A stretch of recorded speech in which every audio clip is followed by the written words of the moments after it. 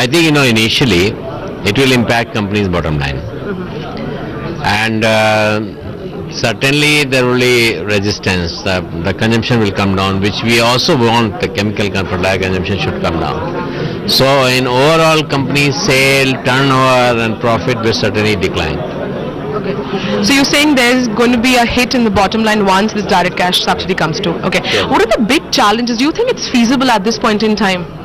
The big challenge is to make this happen along with the government. So we have to forget about our bottom line, we have to forget about sale, we have to forget about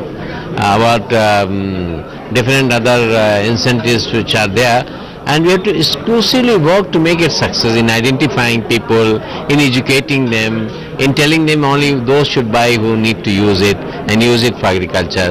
So we have to be very, very proactive, and we have to move on shoulder to shoulder with the government on this. So what is the subsidy bill for this year when you estimate? I think it will be around 80,000 crore. So from the industry point of view, when do you expect the new urea policy to be implemented? I expected it to be implemented from 1st July, that didn't happen. Now I expect it to be implemented from 1st October. So do you think urea will be decontrolled totally? I'm not very sure on that, urea decontrol.